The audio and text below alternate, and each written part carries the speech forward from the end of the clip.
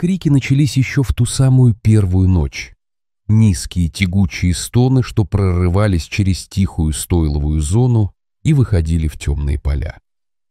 Они не прекращались, когда всходило солнце. Они не прекращались, когда ее новые воспитатели принесли свежую сено и погладили ее широкую голову. Час за часом звук катился дальше, грубый, печальный, почти человеческий в своей скорби. Ее звали Мейбл, корова-молочница, которая вообще-то должна была радоваться началу мирной новой жизни. Но вместо того, чтобы отдыхать в комфорте, она походила по стойлу, глаза широко раскрыты и мокрые, копыта нервно перемещались по соломе. Каждый раз, когда воспитатели думали, что она может успокоиться, очередной крик вырывался из ее груди, тяжелый и оголодавший. Семья, которая взяла ее, была измотана, тревожилась и глубоко волнуясь. Я никогда не слышал ничего подобного. Позже ее владелица признала, что она не звучала беспокойно. Она звучала так, как будто скорбела. Но скорбела о чем? Больная Мейбл страдает от какой-то скрытой болезни. Были ли переезд и смена условий травмой из ее прошлого? Или было что-то еще? Что-то, что никто не мог увидеть и что не давало ей обрести покой. Когда они, наконец, узнали правду, это повергло всех в оцепенение. Новая жизнь Мейбл должна была стать ее счастливым концом. После лет службы как коровы-молочницы ее привели в Sanctuary, где спасенные животные наконец смогли обрести мир, которого заслуживали. Больше не было графиков доения, бесконечно повторяющихся циклов беременности и утрат. Только открытые поля, теплое солнце и нежные руки. Чтобы заботиться о ней, Мейбл пришла из небольшой семейной фермы. По сравнению с многими она получала хорошее обращение.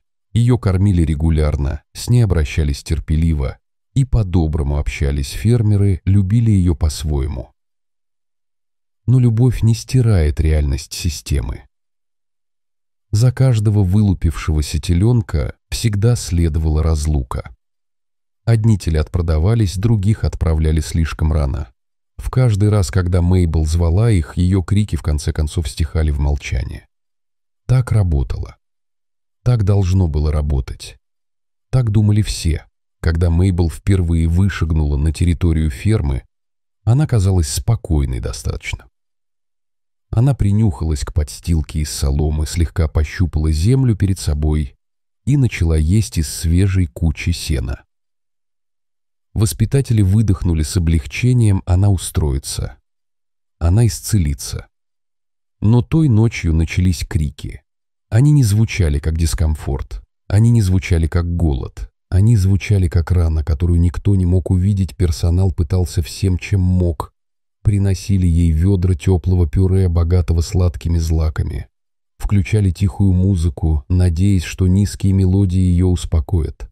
Расчесывали ее густую шерсть, шепча слова утешения, когда их руки скользили по ее спине. Даже оставляли лампу, горящую едва-едва. На случай, если ей станет страшно в темноте, ничего не помогало. Мейбл ела. Она отдыхала по нескольким минутам, но потом ее голова поднималась, глаза блестели, и крики начинались снова, длинные протяжные рыки, которые эхом разносились по балкам.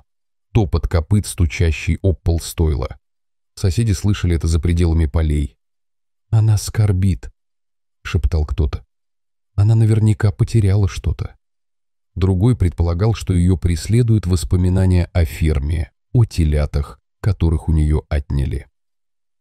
Пришла ветеринарка и провела полный осмотр. Пульс устойчивый, вес в норме, травм нет, инфекций нет. Физически она была совершенно здорова. Но крики продолжались, как и прежде. Воспитатели становились все более неуверенными. Некоторые признавались, что ночью обходят стойла, потому что звук глубоко их трогал. «Это не похоже на животное, это...» Тихо говорил кто-то. «Это похоже на кого-то, кто скорбит». День за днем крики изнуряли. Мейбл ела меньше, теряла силы, приходила в истощение, что-то было здесь очень неправильно. Но никто не мог объяснить, что именно. Что может заставить корову так отчетливо скорбеть? Какая память держала ее за горло, не позволяя уйти в сон? Вопрос висел над всеми, как штормовая туча. Не предупреждает ли она об грядущем опасности? Где-то поблизости был опасный зверь, которого она единственная ощущала. Или речь шла о нечто гораздо глубже. О том, что воспитатели еще не раскрыли. Дни тянулись, а крики не прекращались. Ветеринар вернулся с целым куском бумажек анализов. Он проверял сердце Мейбл, легкие. Даже делал анализ крови, ничего. Она была сильной, абсолютно здоровой для своего возраста, никакой инфекции, боли. Ее владелец смотрел на бумаги и качал головой. «Если она не больна, то зачем эти крики?» Никто не мог найти ответ. Воспитатели начали шептаться о самой молочной промышленности. Все знали расписание. Корова рожает, теленок забирают через несколько дней, молоко собирают. Это происходило с Мейбл бесчисленное количество раз. Каждый раз она кричала. Каждый раз она в итоге успокаивалась. Но эта скорбь была другой. Она не исчезала. Напротив, она углублялась. Одна из воспитательниц призналась, что видела, как глаза Мейбл задерживались на воротах, как будто она ждала, когда кто-то пройдет через ворота. «Она не просто кричит в воздух», — прошептала женщина. «Она зовет кого-то. Кто?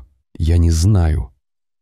Иногда Мейбл бродила к дальнему краю выпаса, смотрела вдаль и издавала низкий дрожащий рев.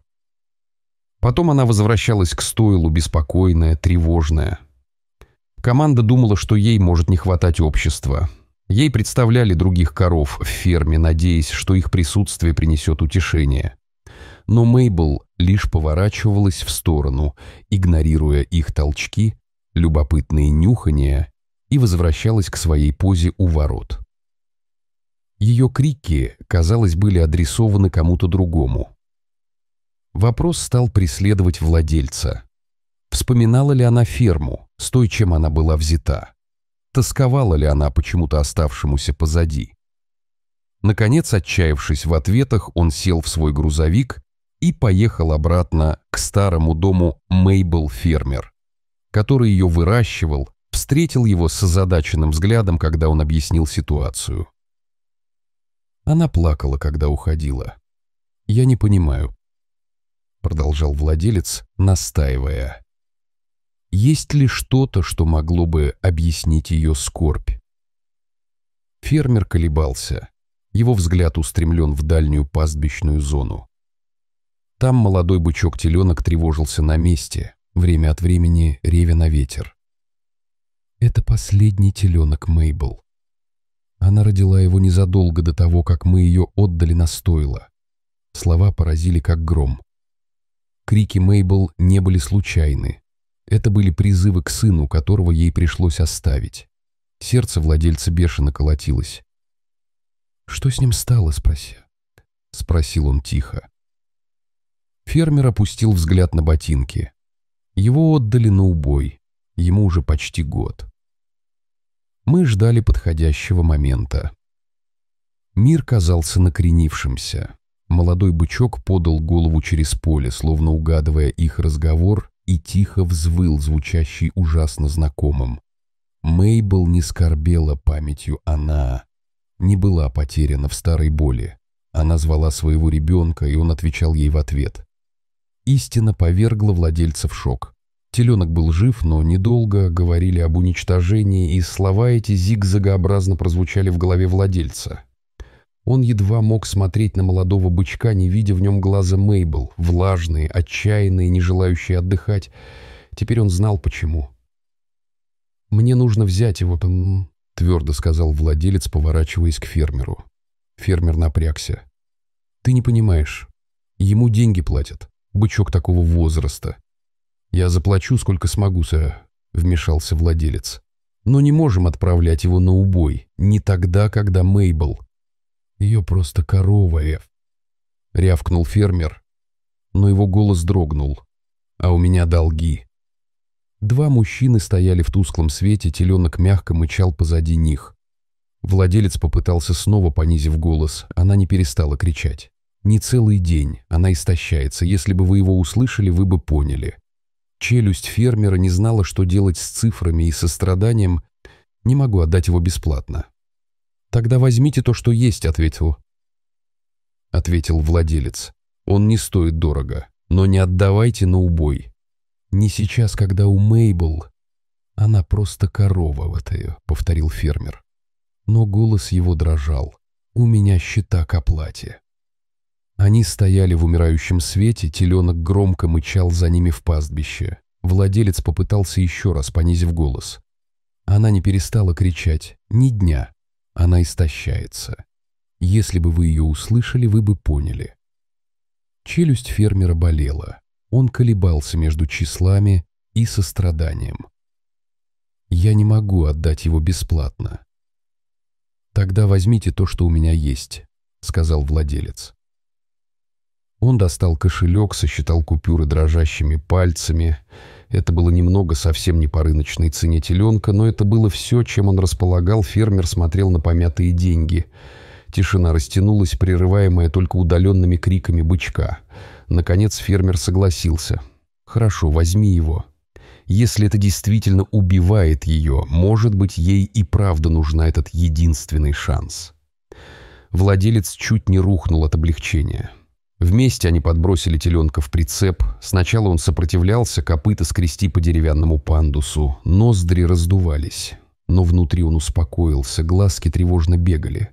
По пути обратно к ферме дорога казалась бесконечной, каждая неровность дороги трясла прицеп.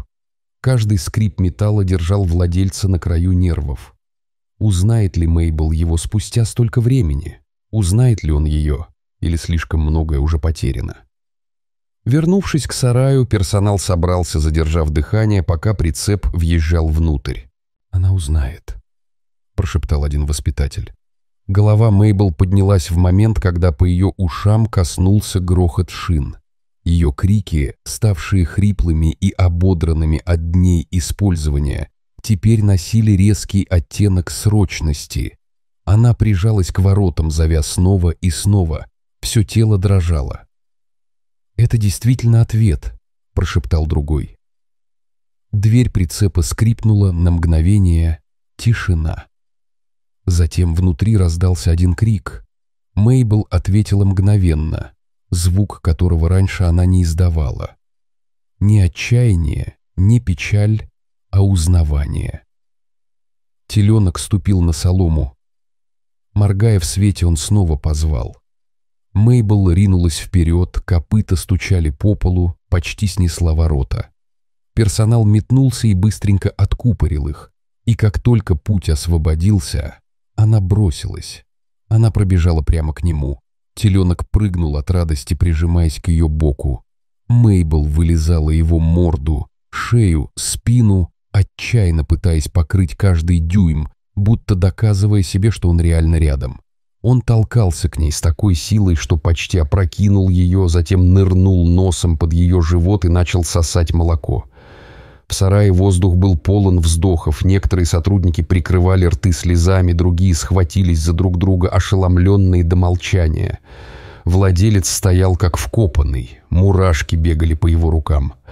«Ее крики не были случайностью», — прошептал он, едва дыша. «Она зовет своего малыша все это время».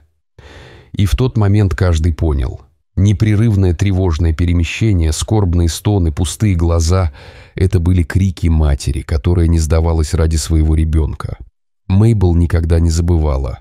А теперь, вопреки всем обстоятельствам, ее малыш вернулся домой. Воссоединение Мейбл и ее теленка изменило все. В первый раз за дни сарай ночью стал тихим. Больше не было печальных стонов, больше не было беспокойного перемещения. Мейбл была спокойна, довольна, ее глаза были мягкими от облегчения, когда ее сын прижался к ее боку. Персонал вздохнул с облегчением. Они думали, что ночной кошмар кончился. Но ровно в тот момент, когда мир наконец обрел покой, вернулся ветеринар, державший папку с результатами анализов крови, взятых при прибытии Мейбл. Его выражение лица было непроницаемым, и немедленно на команду упала тишина. Одной воспитательнице по имени Элли бросилась вперед с тревогой. «Она больна?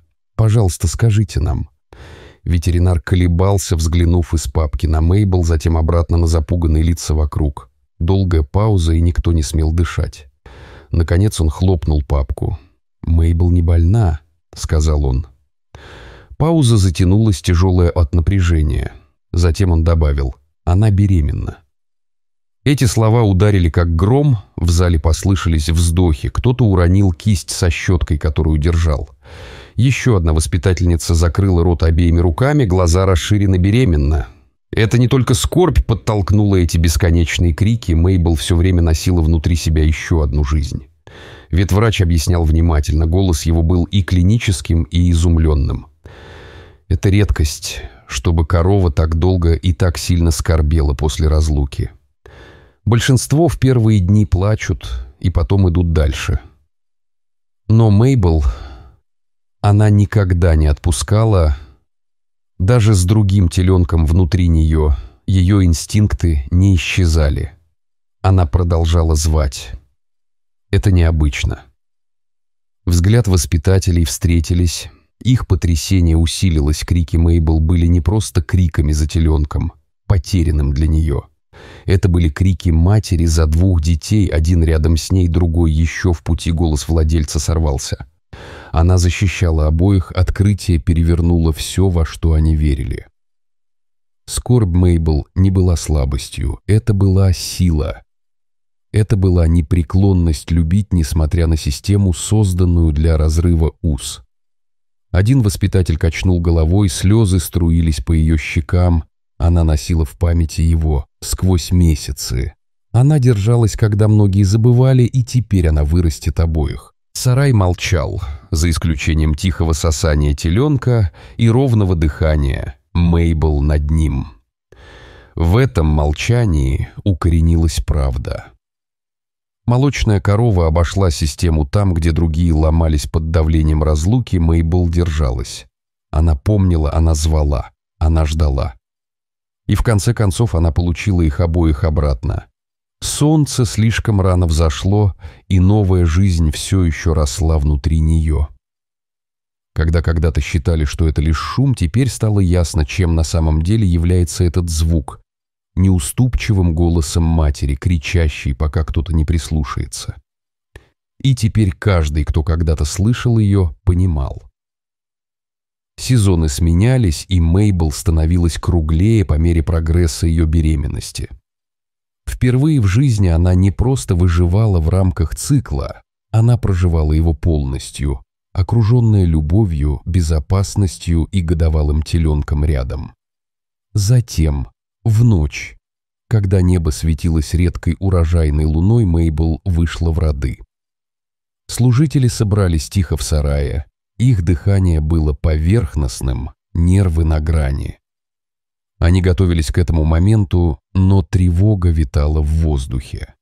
Мейбл пережила столько. Справится ли она с этим последним испытанием? Часы шли. Были моменты, когда ее стон становился настолько глубоким, что ее бока тряслись, и страх охватывал сердца всех. Но Мейбл не сдавалась. Силой, рожденной из каждого утра, когда она страдала, и из каждой доли любви, которую она все еще несла, она принесла в мир новую жизнь. Наконец, на соломе возник маленький скользкий комок. Теленок живой, здоровый, идеальный. Мейбл перевернулась мгновенно, язык прошел по новорожденному, вылизал влажность, мягко подталкивая его к жизни, пока маленькие ножки дрожали и тянулись. Теленок пошатывался, падал и вставал вновь, с решимостью, которая уже сияла в его хрупком теле. Персонал смотрел с восхищением, когда он приполз к талии Мейбл, инстинкты подсказывали молоко, которое всегда брали до него. На этот раз не было никакой преграды. Ее назвали «Эклипс» в честь сияющей урожайной луны, которая стала свидетелем ее первого вдоха. Владелец, голос у которого сгустился эмоциями, прошептал то, что все думали. Впервые молоко Мейбл пошло туда, куда должно было идти, к своему собственному ребенку. Сарай наполнился тихими рыданиями радости. После лет принудительной разлуки и криков, которые оставались без ответа, Мейбл наконец смогла завершить связь, которую природа задумала с самого начала. Через недели под утренним солнцем развернулась сцена, которую никто никогда не забудет. В широком открытом пастбище Мейбл стояла высокая и спокойная. Ее шерсть блестела в свете. Справа — Майлз, ее сын, когда-то предназначавшийся для забоя, теперь молодой бык, процветающий слева, маленькая Эклипс, резво прыгающая, пока не умещалась в изгиб тела матери. Мейбл подняла голову, глаза мягкие, уши вьются на ветру. Мир исходил теплом и спокойствием из нее. Именно тогда воспитатели по-настоящему поняли: животные не просто живут, они любят, они переживают утраты. И главное, они никогда не забывают, крики Мейбл не были слабостью. Это было доказательство неразрывной связи матери, голос, который способен подтолкнуть людей к действию и изменить саму судьбу. И теперь ее голос не был наполнен горем. Он был тихим, уверенным и в конце концов мирным.